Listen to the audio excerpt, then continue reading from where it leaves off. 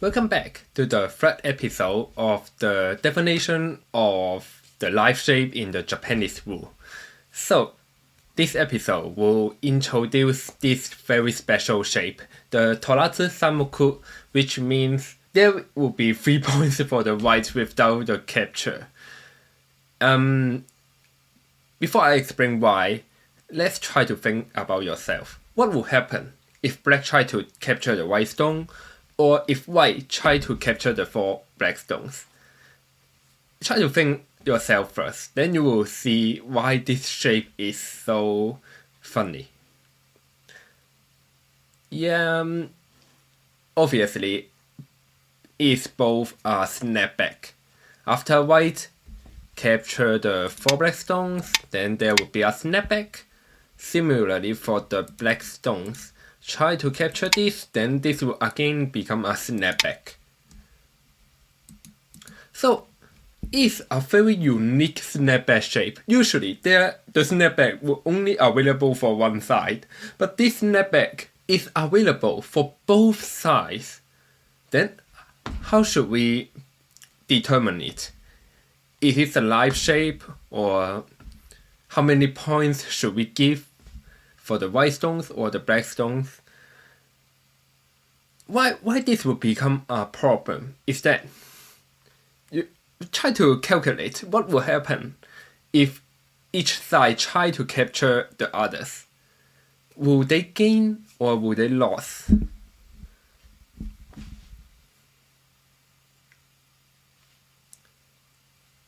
Okay, I will reveal the answer. If black try to capture this stone, then after white recapturing, then black need to cut here, and then white will start a call. If black capture the call, if white have more call threat and win the call, then at last, black capture the 2 stones and white capture the 7 stones, but white have 3 points more. So in total, white have 7 plus 3 equals to 10. White have 10 points, while black only have 2 points. So white gained 8 points if white win the call. But if white could not win the call, then white could only connect and black also connect. Then here, black captured 2 stones and white captured 3 stones. Both of them don't have any points here, so white gained 3 points. If black capture first, white will gain 3 points if the call is good for black, and white may gain even 8 points if the call is bad for the black.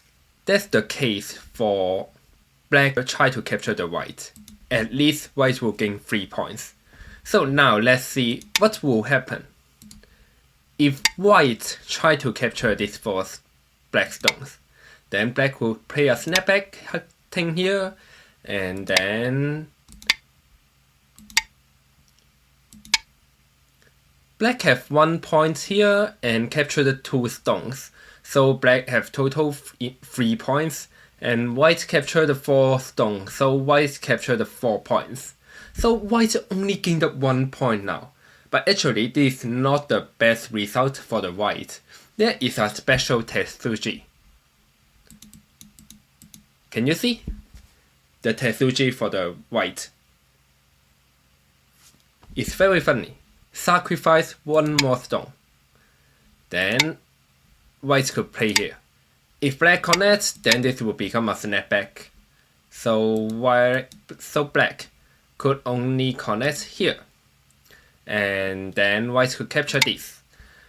Then black only has 3 points and white captured the 5 stones, so white gained 2 points. But still, white only gained 2 points. Remember, if black try to capture, white will at least gain 3 points. But if white capture first, white could only gain 2 points. So in history, Honing ball, I don't know which honing ball, determined this shape, as white have 3 points. And this rule was written even in the 1949 gold rule, which cited this shape and said white have 3 points. But it's not very natural. It feels very strange to determine a shape like this as 3 points. And there are even more special cases like this one. This in the 1949 gold rule, this is written as the 拖拉子果木库, means without capture, whites have 5 points here. And also the shape like this one. These two shapes are different. And will have different results. You may try to play by yourself. But that's already history. Now we have a better definition. Remember the definition of a live group.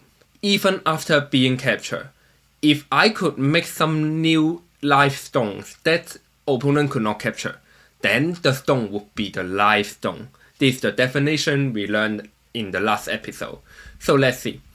This triangle white stones is indeed determined as a live stone. So if black captured this, then white captured this, then white must make some new stone that black could not capture. These two white stones are the new stone that black could not capture, right? Similarly, these 4 black stones are also live stones according to the definition. Because if white try to capture the 4 black stones, black must be able to make some new stone that white could not capture. So, this is solved. This is determined as Seki. And if it is a Seki, then both sides would not have any point. As a result, white need to capture this in the endgame. Because if this is determined as Seki, then white would not gain any points. But if white capture these 4 black stones, white could gain 2 points. And this definition lead to a very similar result to the Chinese rule. In Chinese rule, we need to solve everything by the real game. If black and white both sides don't capture the others, then this will leave as the Seki, and they will share this point. White will have 1.5 stones, and black will have 4.5 stones here. As a result, in the Chinese rule, it is also better for white to capture because after this sequence, the 6 points were divided into 3. Both black and white shared 3 stones here. So white gained up 1.5 stones comparing to the Seki. And so this is the situation of the 拖拉子三木库, the non-capture 3 points.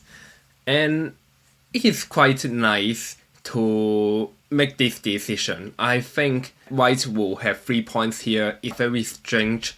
We should have a better goal rule, and the Japanese goal rule now solved this, and this is a Seki, and so white is better to capture it if white want to gain more points.